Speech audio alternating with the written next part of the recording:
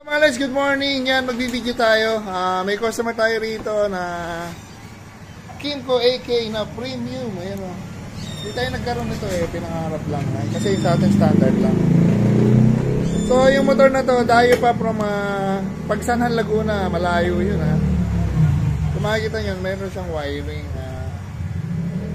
According sa owner, yung wiring niya, home service, kaya siguro hindi siya na-use na yung garangan.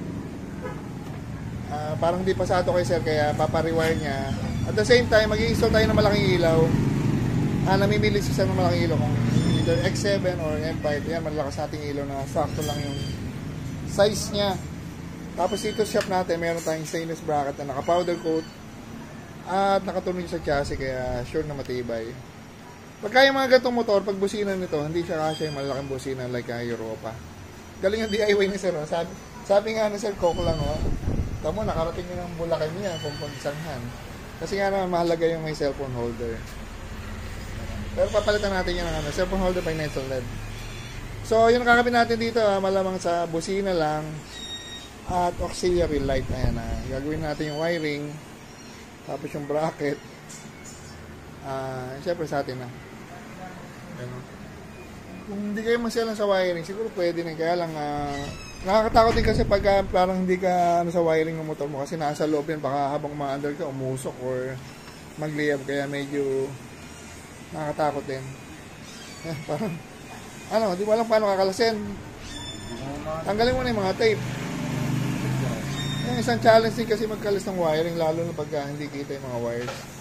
Hindi alam kung saan natin pero sana madaling kakalasin at walang mga splicing. Yan. Pagka AK Premium, etong dahil lang kaya hindi kasya yung Europa, kasi meron siyang mechanism para sa sa windshield. Kaya malilit lang na horn kakabit natin. Babunot mukha niyang pogi.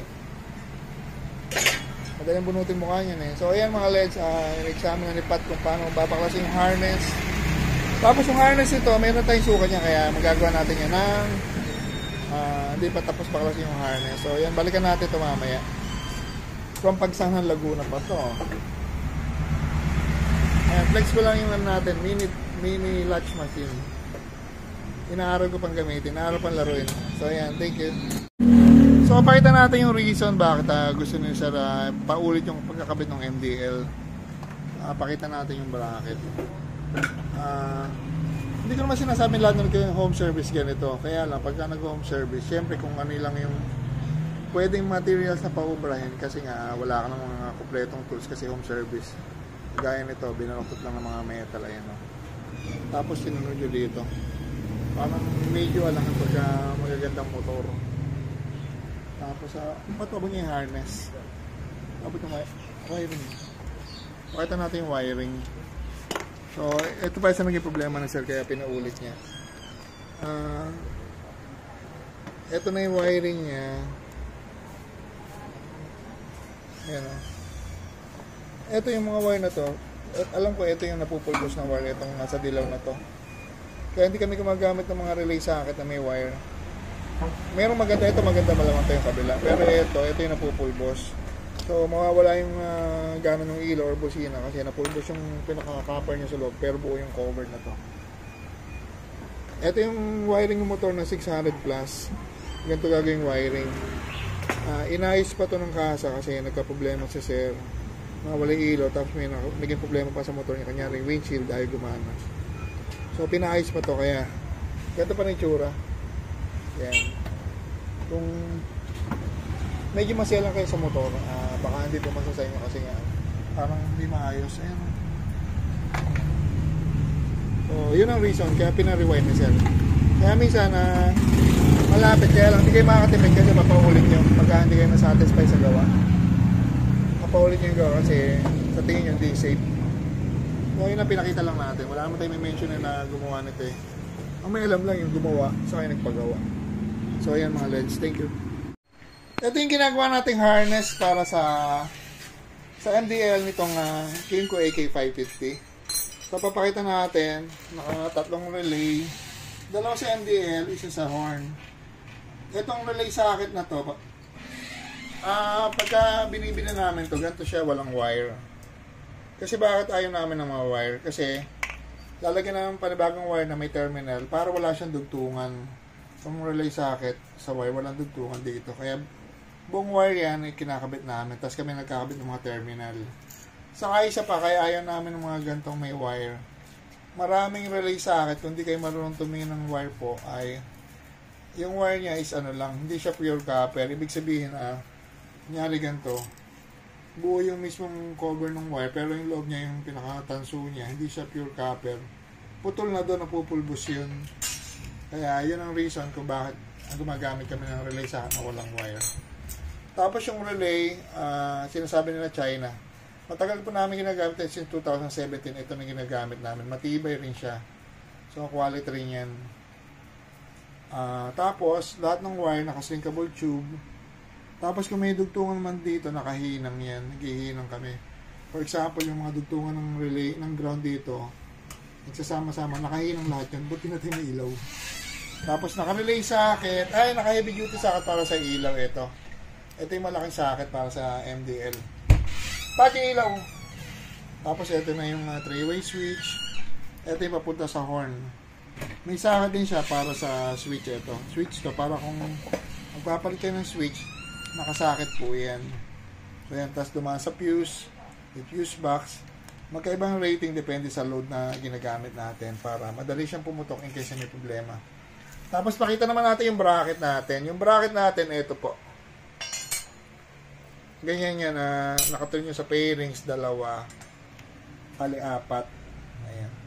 Tapos stainless yan na powder coated, dual arm, capsule hole. Tapos maganda yan, nakatunog yan sa chassis. Ito paakyat. Tapos ito, nakaganyan yan.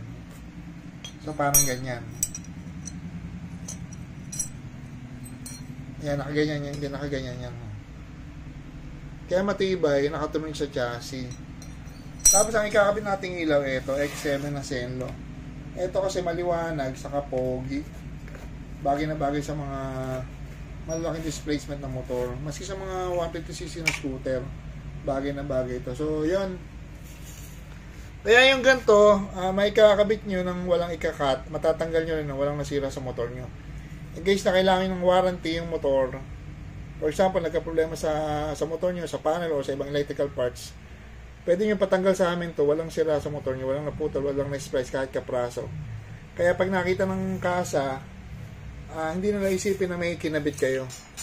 Ito for comparison na lang, kaya nagpa-rewire si Sir. Ito yung dating wiring. Hindi naman natin sasabihin kung sino yung nag-wire nito eh. Ay, kinalas na pala. So ito. Hindi ko na makakita, kinalas-kalas na pala. Ayan o. Puro naka-electrical tape versus sa shrinkable tube. So ayan, okay na yan mga LEDs. Kakabit natin sa Kingko AK550 na premium. Thank you. Ito mga LEDs, update ko lang. Nakakabit na yung bracket. Ayan o. Yung bracket natin, ito yung sinasabi ko kanina, yung flat bar, pababa, dudugtong doon sa pinaka-main bracket. Tapos, itong letter U na ito nakakabit dito. So, kung meron kayong AK550 na premium, ganito po pagkakabit yan. Halos same din yung AK na 550 na standard, pero magkaiba sila ng bracket, pero halos magkamuka. Ay, nakakabit na. Tapos yung wiring nito nakakabit na rin. Mamaya itetest na lang natin. At patapos na rin ito. Yayari na may pad. Kaya mga LEDs, tingnan ko lang. Ayun ang forma niya. Napaka-pogi. Zenlo X7 sa mga 150 scooter ng mga Aerox Redmax. Naka-promo tayo na 6,000 ang package na naka-heavy duty bracket, yung harness, at yung ilaw, pati labor. Kaya kung may Aerox kayo, NMAX, yan. 6,000 ang package na X7. Yan mga LEDs, thank you. Yan mga LEDs, na tayo. Kingko AK na premium. Ang owner nito si Sir Romel. Thank you kay Sir Romel. Pag punta rito ang layo, taga Pagsanhan, Laguna pa. So ito kinabit natin. Lighting Zenlo na X7. Tapos yung heavy duty LED bracket by Nelson LED. Ayan o, dual arm. Nakatumingin sa chassis. Pakita natin yung harap niyan. Busina niya PIAA. Yun, yung wiring nito lahat binasal namin. Hindi namin ginamit yung dating harness kasi nga hindi gusto ni sir. Tapos nagkabit rin tayo ng cellphone holder. Ito, sariling gawa natin yan. So nakatuloy sa neck. Yung neck kasi niya na metal part, kaya matibay. Tapos yung switch natin on off lang. On sa baba, on sa taas. So pag naka-on, dito na kayo magkukontrol na yellow na MDL, sabay na sa headlight. Passing. Yung gantong setup kasi, maski high speed ka, hindi siya delikado kasi abot mo naman yan. Ayun. Unlike nung dito mag-high low, medyo makangapa ka pa eh. So yung mga list na tayo rito, Kimco exciting. Kimco AK Premium. Si Sir Romer from Pagsanal, Laguna pa. Ang mga list, thank you. Another day, another customer. Yamaha Aerox na V2. Nakatusok. With, ano ba to? With Celno X1. Ayan o. T1 pala, T1. Tapos PIAA. At nilagyan natin ang passing yan. Okay, patayin mo tapos passing mo. Ayun, nagka-passing. Tapos bosina yan with selector. Pwede stock horn, pwede PIAA. Bosina pogi. Ayun. Ano pa ba? Yun lang. Ayan, pakita lang natin pagka nagagawa tayo ng passing. 500 yung heavy duty ng ganito kasi kasama na rin yung bracket niyan. Kaya natin pinabracket para malapit sa thumb. Ayan, ha? Ayun, o. Tapos dito na yung 3-way. Kusina. Ito yung selector. Ayun. Ay, pakita ng mga owner natin yung mga motor ngayon. Dana tayo rito, mga lights. Thank you.